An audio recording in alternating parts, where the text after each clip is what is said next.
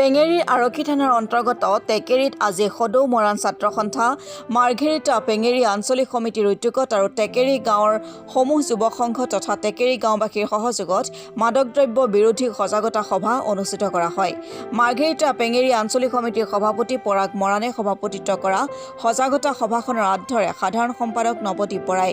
উক্ত সজাগতা সভাত উপস্থিত থাকি অতিৰিক্ত আৰক্ষী অধীক্ষক মৃন্ময় দাসে মাদক দ্ৰব্যৰ বিৰুদ্ধে গাঁওবাসীক একত্ৰিতভাৱে যুঁজ দিবলৈ আহ্বান জনায়। তেওঁ ঘৰখনৰ পৰাই মাদক দ্ৰব্যৰ বিৰুদ্ধে যুঁজ দিব লাগিব বুলি কয়। জন্মতে কোনো এইবিলাক শিকি নাহে। মেইন সমস্যাটো কি হয়, ঘৰত যেতিয়া কোনোবা ল'ৰা এজনে বা কোনোবা এজন ব্যক্তিয়ে যেতিয়া এই বস্তুটো খাবলৈ শিকে, প্ৰথম কিন্তু ঘৰৰ থকা ব্যক্তিসকলে কিন্তু তাক গম পায়। হয়তো মাতৃয়ে গম পাব, পত্নীয়ে গম পাব, ভগ্নীয়ে গম পাব যে আমাৰ ঘৰৰ ল'ৰা এটাই হয়তো বেয়া বস্তু খাবলৈ শিকিছে। কাৰণ যিটো পৰ্যায়ত গৈ পেলাই ড্ৰাগ এডিক্ট হয় সেইটো যথেষ্ট সময় লাগে। প্ৰথম পৰ্যায়তে যেতিয়া আপোনালোকে তেনেকুৱা কথা গম পায়, আমাৰ সমাজত এটা কি আছে যে আমি কথাটো লুকুৱাবলৈ চেষ্টা। সভাত সদৌ মৰাণ ছাত্ৰ সন্থাৰ কেন্দ্ৰীয় সমিতিৰ উপসভাপতি কেশৱ দহুতীয়া আৰু সাধাৰণ সম্পাদক জয়কান্ত মৰাণে মাদক দ্ৰব্যৰ বিৰুদ্ধে সদৌ মৰাণ ছাত্ৰ সন্থাই নিজাকৈ কঠোৰ কাৰ্যসূচী গ্ৰহণ কৰিব বুলি হুংকাৰ প্ৰদান কৰে। উক্ত সজাগতা সভাত উপস্থিত থাকে অতিৰিক্ত আৰক্ষী অধীক্ষক মৃন্ময় দাস, পেঙেৰী আৰক্ষী থানাৰ ভাৰপ্ৰাপ্ত আৰক্ষী বিষয়া দিগন্ত কুমাৰ নাথ, সদৌ মৰাণ ছাত্ৰ সন্থা কেন্দ্ৰীয় সমিতিৰ উপসভাপতি কেশৱ দহুতীয়া, সাধাৰণ সম্পাদক জয়কান্ত মৰাণ, মাৰ্ঘেৰিটা পেঙেৰী আঞ্চলিক সমিতিৰ উপদেষ্টা লাটেশ্বৰ চেতিয়াৰ উপৰিও সদৌ মৰাণ ছাত্ৰ সন্থাৰ কেন্দ্ৰীয় সমিতিৰ বিষয়ববীয়াসকল উপস্থিত থাকে।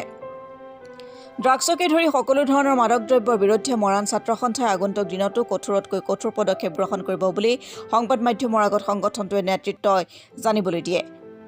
আজি সদৌ মৰাণ ছাত্ৰ সন্থা পেঙেৰী মাৰ্ঘেৰিটা আঞ্চলিক সমিতিৰ উদ্যোগত টেকেৰী কেওটি যুৱ সংঘৰ সহযোগত লগতে টেকেৰীবাসী ৰাইজৰ সহযোগত ড্ৰাগছৰ যি ৰমৰমীয়া বেহা অৰ্থাৎ যিদৰে নৱপ্ৰজন্মৰ মাজত আজি ড্ৰাগছে জনপ্ৰিয়তা পাইছে তাক নিৰ্মূল কৰিবৰ কাৰণে আজি সজাগতা সভা এখন আয়োজন কৰা হৈছে।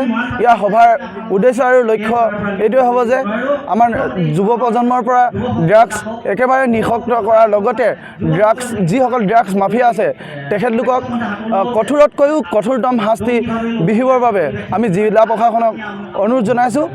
লগতে আমাৰ টেকেৰী গাঁৱৰ যিখন মধ্য ইংৰাজী বিদ্যালয় আছে সেই বিদ্যালয়ৰ আশে পাশে কেৱল ড্ৰাগছৰ বেহাৰ চলি আছে। গতিকে আমি আৰক্ষী প্ৰশাসনক অনুৰোধ জনাইছোঁ আৰু আৰক্ষী প্ৰশাসনক আমি ড্ৰাগছ মাফিয়াসকলৰ নামৰ তালিকা দিছোঁ। তেখেতলোকে অতি সোনকালেই এই বিদ্যালয়ৰ চৌহদত যিবিলাক ড্ৰাগছৰ ঘাটি বা যিবিলাক ড্ৰাগছৰ দোকান আছে সেইবিলাক আমাক এসপ্তাহৰ ভিতৰত যাতে নিৰ্মূল কৰি দিয়ে আমি জিলা প্ৰশাসনক অনুৰোধ জনাইছোঁ। আৰু যেতিয়ালৈকে যুৱ প্ৰজন্মৰ মাজৰ পৰা ড্ৰাগছ নিশেষ হৈ নাযায় তেতিয়ালৈকে সদৌ মৰাণ ছাত্ৰ সন্থাৰ যি ড্ৰাগছ নিৰ্মূল কাৰ্যসূচী এয়া অনিৰ্দিষ্ট কাললৈকে যে আজি আমি এই টেকেৰী অঞ্চলৰ পৰা আৰম্ভ কৰিছোঁ যে সদৌ মৰাণ ছাত্ৰ সন্থা মাৰ্ঘেৰিটা পেঙেৰী আঞ্চলিক সমিতিয়ে যে আমাৰ অঞ্চলবিলাকত অৰ্থাৎ যি মাৰাত্মক ড্ৰাগছ লগতে যি মাদক দ্ৰব্য যি মাৰাত্মকভাৱে প্ৰচলন চলিছে, মাৰাত্মকভাৱে যি নৱপ্ৰজন্ম ধ্বংস কৰাৰ ঠেলি লৈ গৈছে। গতিকে আজি এই টেকেৰী অঞ্চলৰ পৰা আমি যি সজাগতা সভা অনুষ্ঠিত কৰিছোঁ এই সজাগতা সভাৰ থ্ৰুৰ পৰা আমি ড্ৰাগছ মাফিয়াসকলক এটা সকীয়াই দিব বিচাৰিছোঁ যে অনাগত দিনত তেওঁলোকে নিজে স্ব ইচ্ছাৰে ড্ৰাগছটো এৰি দিয়ক।